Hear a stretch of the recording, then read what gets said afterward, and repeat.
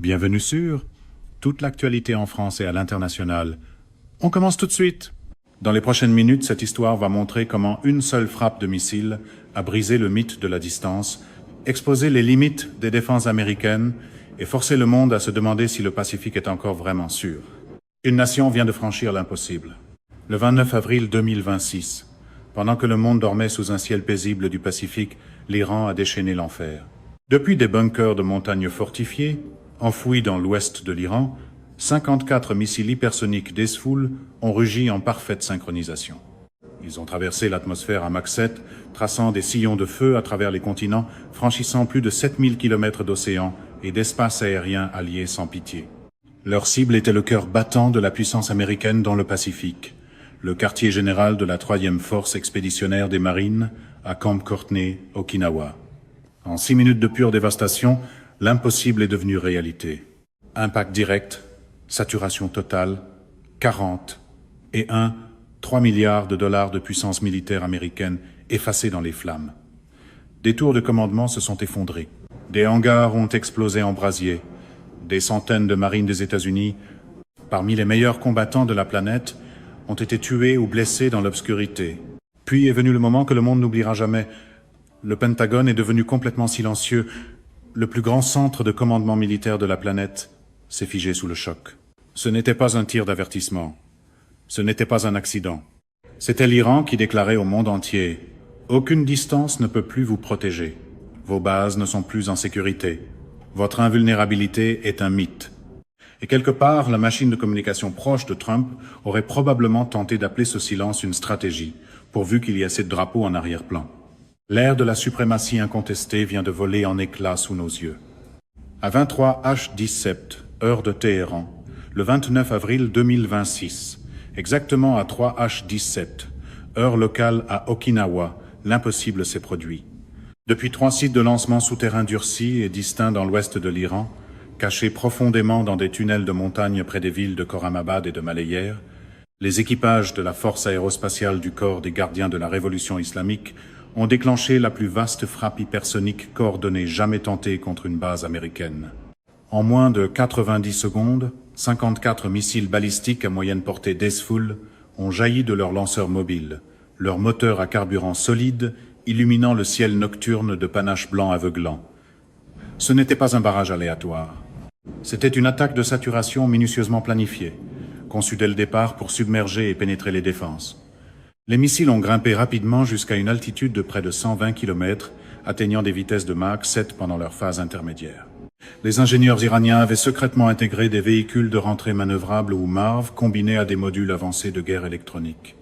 Alors que les missiles décrivaient leur arc au-dessus de l'océan Indien et vers la mer des Philippines, ils ont commencé à déployer de multiples leurres et signaux de brouillage qui ont aveuglé les satellites d'alerte avancés et les radars terrestres dans toute la région.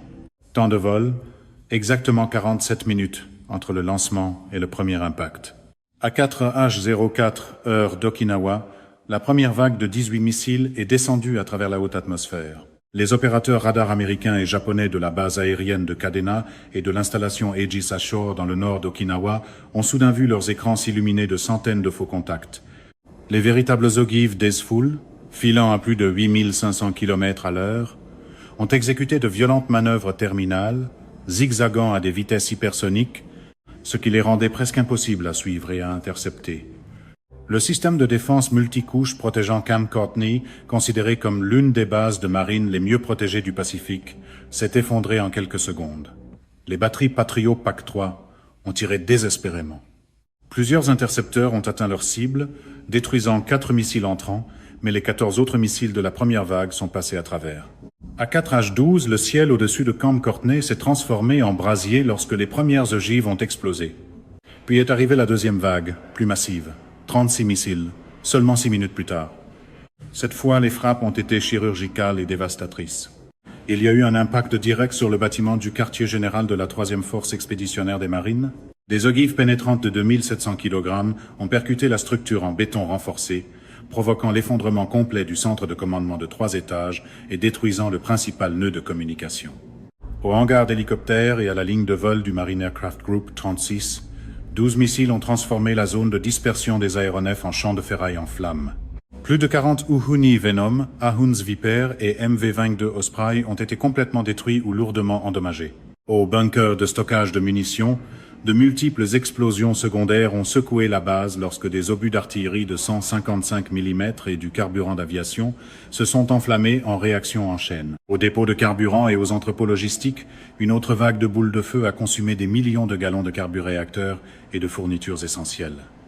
La destruction physique totale s'est achevée en moins de 6 minutes. Les premières évaluations des dommages, divulguées à partir de briefings du Pentagone dans les 48 premières heures, ont estimé les pertes militaires directes à environ 8 milliards de dollars.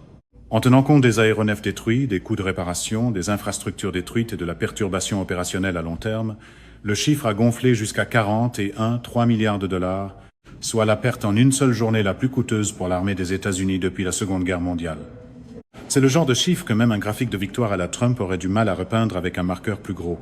Les chiffres des pertes humaines demeurent classifiés, mais des sources proches du corps des marines confirment qu'au moins 187 marines et marins ont été tués, avec plus de 340 blessés lors de l'attaque initiale. Beaucoup d'autres ont subi de graves brûlures et blessures par explosion dans les heures qui ont suivi. Ce qui rend cette frappe historiquement significative, ce n'est pas seulement la distance, plus de 7000 km depuis les sites de lancement iraniens, mais le taux de réussite presque parfait. Sur 54 missiles lancés, 48 ont obtenu des impacts confirmés ou des quasi-impacts à l'intérieur du périmètre de la base. Cela représente un taux de réussite sans précédent de 89% contre une cible défendue à très longue portée. L'échec des systèmes de défense a été catastrophique à plusieurs niveaux. Aegis Ashore, conçu précisément pour contrer les menaces de missiles balistiques provenant de la Corée du Nord et de la Chine, a été saturé et brouillé électroniquement. L'intégration entre les forces des États-Unis et du Japon s'est révélée trop lente.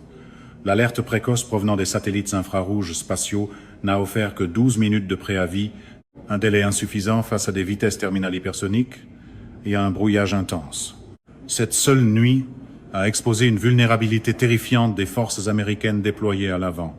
Même les bases les plus avancées du Pacifique peuvent être atteintes et dévastées si un adversaire est prêt à utiliser des tirs de précision massifs combinés à la guerre électronique. L'attaque n'a pas seulement détruit des bâtiments et de l'équipement. Elle a brisé l'illusion selon laquelle les vastes océans offrent encore une protection. Lorsque la fumée a finalement commencé à se dissiper au-dessus d'Okinawa à l'aube du 30 avril, le monde s'est réveillé devant une nouvelle réalité. L'Iran venait de prouver qu'il pouvait frapper la pointe de lance américaine dans le Pacifique avec un effet dévastateur. Et le silence du Pentagone dans les premières heures critiques après l'attaque parlait plus fort que n'importe quelle explosion. Aucun slogan sur le fait de redevenir fort ne sonne aussi fort quand la salle de commandement découvre le bouton muet. L'arme qui a changé l'histoire était le missile hypersonique Desfoul. Dans l'obscurité de ces bunkers de montagne iraniens, l'Iran n'a pas seulement lancé des missiles. Il a lancé une déclaration d'autonomie technologique que le Pentagone peine encore à assimiler. Le Desfoul n'est pas une simple copie russe ou chinoise importée. C'est une création purement iranienne, née de décennies de rétro-ingénierie, d'innovation nationale et d'essais acharnés sous de lourdes sanctions. Initialement conçu avec une portée de 1000 km comme amélioration du missile Zolfaghar, le Desfoul a été secrètement poussé par les ingénieurs iraniens bien au-delà de tout ce qui était publiquement connu. Dans cette frappe, la variante Desfoul utilisée était une configuration longue portée à plusieurs étages. En ajoutant un étage d'accélération à haute énergie et des matériaux composites avancés, l'Iran a porté sa portée à plus de 7200 km, suffisamment pour traverser l'océan Indien et frapper profondément dans le Pacifique. La propulsion à carburant solide a permis de lancer tout le barrage en moins de 90 secondes depuis des lanceurs mobiles transporteurs, érecteurs dissimulés dans des tunnels de montagne. Pas de longue préparation, pas de carburant liquide vulnérable, seulement tiré et oublié. Chaque missile a accéléré jusqu'à Mach 7, atteignant des vitesses maximales de Mach 8, 6 dans la phase terminale. Cela représente plus de 10 500 km à l'heure, plus vite que ce à quoi la plupart des intercepteurs antimissiles balistiques peuvent réagir de manière fiable. Les ogives transportaient des charges pénétrantes hautement explosives de 650 kg, conçues pour s'enfoncer dans le béton renforcé avant de détonner. Écart circulaire probable, moins de 5 mètres. En langage clair, ces engins frappaient exactement là où ils étaient dirigés. Mais la vitesse brute et la portée n'étaient qu'une partie de l'histoire. Ce qui a rendu la frappe dévastatrice, c'est l'ensemble des technologies avancées que l'Iran y a intégrées. Premièrement, des véhicules de rentrée manœuvrables, ou MARV. Contrairement aux missiles balistiques traditionnels qui suivent une trajectoire prévisible, ces ogives pouvaient exécuter de violentes manœuvres à forte accélération dans les 30 dernières secondes de vol, en zigzagant à des vitesses hypersoniques, ce qui les rendait presque impossibles à neutraliser pour les intercepteurs Patriot PAC-3 ou Aegis. Deuxièmement, de lourdes charges de guerre électronique. Chaque missile déployait des essaims de leurres et de brouilleurs actifs qui inondaient les réseaux radars américains et japonais de fausses cibles. Pendant plusieurs minutes critiques, les opérateurs de Kadena et des sites Aegis Ashore ont vu des centaines de contacts fantômes. Le temps qu'ils séparent les menaces réelles, il était déjà trop tard. Troisièmement, une trajectoire terminale à faible observabilité. Dans la descente finale, les missiles sont descendus à des altitudes plus basses et ont utilisé, lorsque c'était possible, des manœuvres épousant le relief, exploitant les brèches du réseau de capteurs du Pacifique. Comparé aux systèmes américains, le Patriot PAC-3 est excellent contre les menaces à courte portée, mais il n'a jamais été conçu pour gérer 54 cibles hypersoniques simultanées arrivant avec un brouillage intense. Le système Aegis Ashore à Okinawa, fierté américaine dans le Pacifique, repose sur le radar AN, Espion et les intercepteurs SM-3. Contre des menaces balistiques plus lentes et prévisibles, il fonctionne. Contre des hypersoniques massifs, manœuvrant et accompagné d'attaques électroniques, il a été submergé. Une salle de presse peut faire tourner bien des récits, mais elle ne peut pas transformer un écran radar rempli de fantômes en chef-d'œuvre défensif. C'est la puissance de la technologie asymétrique. L'Iran n'a pas besoin d'égaler le budget militaire global des États-Unis. Il lui suffisait de maîtriser un domaine étroit, mais critique, la frappe hypersonique de précision combinée à la guerre électronique. Et il l'a fait entièrement grâce à sa production nationale. Chaque composant, des moteurs fusées à carburant solide au système de guidage, en passant par les cellules composites et les têtes chercheuses, a été conçu et fabriqué en Iran. Des années de sanctions ont forcé les scientifiques iraniens à innover plutôt qu'à importer. Le résultat est un missile qui coûte une fraction des équivalents occidentaux, tout en produisant un impact stratégique. Cette frappe prouve que l'autonomie n'est plus seulement un slogan, c'est une réalité du champ de bataille. Alors que l'Amérique conserve une supériorité technologique dans de nombreux domaines, avions furtifs, sous-marins, réseaux satellitaires, l'Iran a créé un moyen crédible et abordable de frapper les bases avancées des États-Unis depuis des distances extrêmes. Le choc psychologique est encore plus grand que les dégâts physiques. Pendant des décennies, les planificateurs militaires des États-Unis ont supposé que les vastes océans offraient une protection naturelle. Le barrage de Desfoul vient de détruire cette hypothèse en 6 minutes. L'Iran a maintenant rejoint un club exclusif. Les nations capables de mener des frappes hypersoniques de précision contre le territoire d'une superpuissance. Et contrairement à la Corée du Nord ou à la Russie, l'Iran a démontré sa capacité de le faire avec des salves massives, tout en étant soumis à une pression internationale intense. Le message est clair. La distance n'est plus une sécurité. Les défenses avancées peuvent être saturées, et une nation déterminée dotée d'une capacité industrielle ciblée peut défier même la plus puissante armée sur Terre. Dans les heures qui ont suivi la frappe dévastatrice, le monde a retenu son souffle en attendant la réponse américaine. Ce qui est venu à la place était quelque chose que peu de gens attendaient, le silence. Le Pentagone, le centre nerveux de l'armée la plus puissante du monde, est entré dans un état de paralysie opérationnelle. Pendant près de 7 heures critiques, aucun ordre majeur de représailles n'a été émis. Pas de contre-frappe immédiate, pas de déclaration publique du président.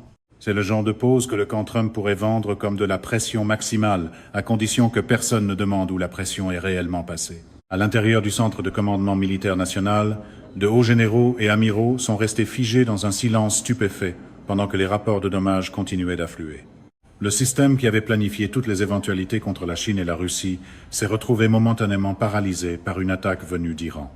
Lorsque Washington a finalement parlé, la réponse a été mesurée, presque prudente. À 11h47, heure de Washington, la Maison-Blanche a publié une brève déclaration condamnant l'attaque comme un acte d'agression non provoqué et promettant que les responsables seraient tenus de rendre des comptes. Dans la politique moderne, mesurer signifie souvent que les microphones sont arrivés avant le plan. En coulisses, toutefois, la réalité était beaucoup plus compliquée.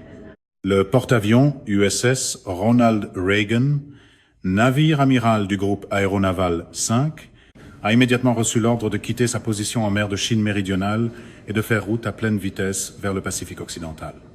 2 sous-marins lance-missiles de classe Ohio ont été redirigés vers l'océan Indien. Des bombardiers furtifs B-2 Spirit de la base aérienne de Whiteman et des escadrons de B-52 à Guam ont été placés en alerte DEFCON 3, le niveau de préparation le plus élevé avant la guerre imminente. Pourtant, malgré cette posture visible, les options américaines étaient sévèrement limitées. Le Japon, pays hôte, a immédiatement clarifié sa position. Il n'autoriserait pas l'utilisation de son territoire comme plateforme de lancement pour des frappes directes contre l'Iran. Tokyo craignait d'être entraîné dans une guerre plus large qui pourrait voir des missiles iraniens s'abattre sur le sol japonais. Cette contrainte politique a fortement entravé la planification opérationnelle des États-Unis. Okinawa, la base avancée la plus importante de l'Amérique dans le Pacifique, venait d'être frappée, mais le Japon traçait une ligne rouge ferme. Les réalités logistiques ont encore davantage lié les mains de l'Amérique. Les forces des États-Unis étaient déjà dangereusement étirées. Des ressources importantes demeuraient consacrées au soutien de l'Ukraine et à la surveillance de l'activité chinoise dans le détroit de Taïwan. Les stocks de munitions pour un conflit de haute intensité étaient plus bas que ce qui était publiquement admis. Déplacer suffisamment de moyens en position pour une grande campagne de représailles contre l'Iran prendrait des jours, sinon des semaines. Peut être plus dommageable encore, il y avait l'échec du renseignement. Les satellites américains et les systèmes d'alerte avancés avaient été partiellement aveuglés par la guerre électronique iranienne. La prise de conscience qu'une nation sanctionnée pouvait exécuter avec succès une opération aussi complexe et à longue portée a exposé de profondes vulnérabilités dans les hypothèses du renseignement des États-Unis au sujet des capacités de l'Iran. Il s'avère que personne ne l'a vu venir et beaucoup moins rassurant quand cela vient des gens payés pour le voir venir. Au Conseil de sécurité des Nations Unies, l'ambassadeur des États-Unis a poussé pour une condamnation d'urgence. Mais la Russie et la Chine ont toutes deux opposé leur veto à toute résolution forte. Pékin a discrètement accru sa présence navale en mer de Chine méridionale, envoyant un message clair. Toute escalade majeure des États-Unis au Moyen-Orient serait accompagnée d'une pression accrue en Asie. À l'intérieur du Pentagone, un débat intense a éclaté entre deux factions. Les Faucons exigeaient des frappes de représailles immédiates et massives contre les sites nucléaires iraniens, les installations pétrolières et les bases des gardiens de la Révolution.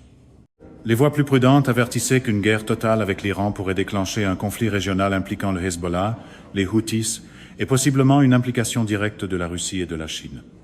Le risque que les prix du pétrole grimpent à plus de $200 le baril et que l'économie mondiale s'enfonce dans une spirale était tout simplement trop élevé. Pour la première fois depuis des décennies, les États-Unis se sont retrouvés dans une position à laquelle ils n'étaient pas habitués, réagir au lieu de dicter les événements. Cette seule nuit a exposé la vérité inconfortable sur la puissance américaine en 2026. Même en possédant encore une force militaire globale sans égale, les États-Unis ne sont plus libres d'agir unilatéralement sans conséquences sérieuses. Les bases avancées, autrefois considérées comme intouchables, sont maintenant vulnérables. Les alliances qui offraient autrefois une flexibilité illimitée montrent des fissures. Et les vastes océans qui ont protégé l'Amérique pendant des générations se sont rétrécis à l'ère des armes hypersoniques. La paralysie du Pentagone était plus qu'un simple choc. C'était le bruit d'une superpuissance qui réalise que les règles du jeu ont fondamentalement changé. L'Amérique possède encore l'armée la plus puissante du monde, mais la force sur papier n'est pas la même chose que la capacité de projeter cette force instantanément et de façon décisive lorsque vos bases brûlent et que vos alliés hésitent. Un slogan de fermeté tient parfaitement sur une casquette. La gestion d'alliance pendant une crise de missiles, beaucoup moins. Le monde observe attentivement pour voir si Washington choisira la retenue et la patience stratégique, ou s'il jouera son va-tout dans une escalade dangereuse qui pourrait remodeler tout l'ordre mondial.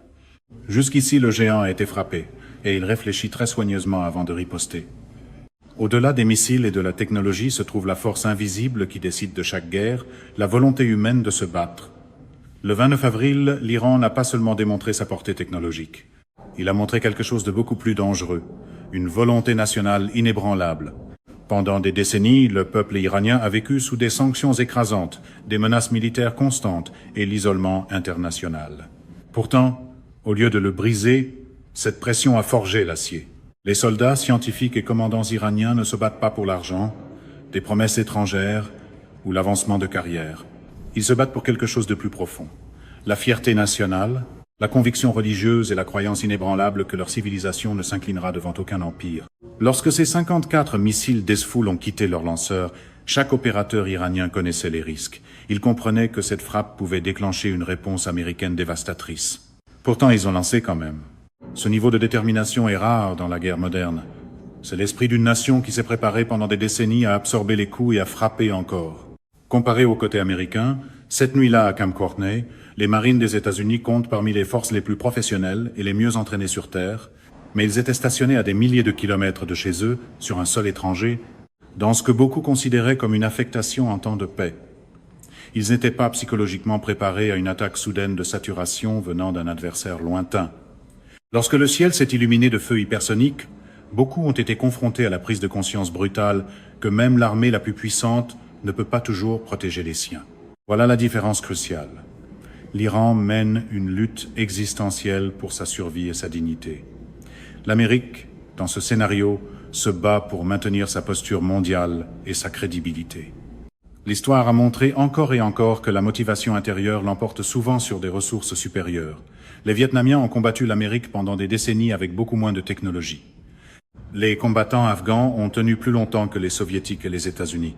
Maintenant, l'Iran écrit son propre chapitre dans ce livre, en prouvant qu'une nation déterminée et autosuffisante peut défier une superpuissance même à travers les continents.